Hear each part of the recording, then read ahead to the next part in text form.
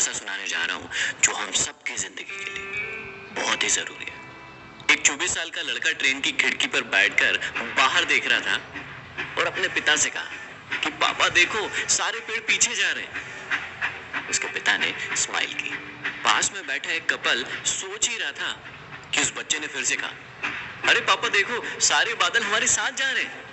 अब पास में बैठा कपल अपने आप को रोक नहीं पाया और उस व्यक्ति से कहा कि तुम अपने बेटे को डॉक्टर के पास क्यों नहीं ले जाते हो। उस व्यक्ति ने उस कपल की ओर देखा और भीनी से स्माइल दी और कहा, जी हाँ, मैं इसे डॉक्टर के पास से ही ला रहा हूँ। पैदा होते से ये ब्लाइंड था, ये देख नहीं सकता था। आज ही इसे नई आंखें मिली है। पास बैठे कपल की आंखों से आंसुओं की धार बहने लगी और वो खुद पर शर्मिंदा हो गए। इस पृथ्वी पर हर एक इंसान का अपना एक पास्ट है। किसी भी व्यक्ति के बारे में जाने बिना उसे जज मत करो, उसके बारे में कुछ भी मत कहो, क्योंकि हो सकता है सच्चाई आने पर आप सरप्राइज हो जाए। एक बार एक पति पत्नी अपने 5 बच्चों के साथ मेला घूमने गए। आज सभी बच्चे बहुत ही खुश थे, बहुत ही एक्साइटेड थे, क्योंकि परिवार गरीब था और बहुत दिनों के बाद वो कहीं घूमने जा रहे थे। सारा माहौल बच्चों और पेरेंट्स से भरा हुआ था और चकाचौंध थी। पिता ने कहा कि तुम सभी यहीं रुको, अंदर जाने की टिकट लेकर आता हूँ। छोटा बच्चा बोला कि मैं भी तुम्हारे साथ चलूंगा। पिता ने कहा ठीक है।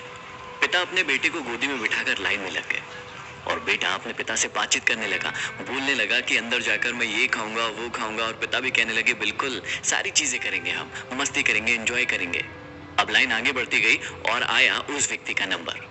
पर्स निकाला और उसके पास उस पर्स में 300 रुपए रखे हुए थे। उस व्यक्ति ने टिकट काउंटर से कहा कि भाई साहब 7 लोगों के लिए टिकट दे दीजिए। टिकट काउंटर ने कहा कि 350 रुपए हुए। ये सुनते ही मानो उसके पैरों से जमीन खसक गई हो, क्योंकि उसके पास 300 रुपए थे और टिकट थी 350 की। अब एक सेकंड के लिए उसके दिमाग में कई सारे ख्याल आने लगे कि मैं अपनी फैमिली को अंदर कैसे ले जाऊंगा, क्या खिलाऊंगा, कैसे एंजॉय करवाऊंगा। इतने दिनों के बाद तो हम लोग यहाँ आए थे, लेकिन ये हो गया।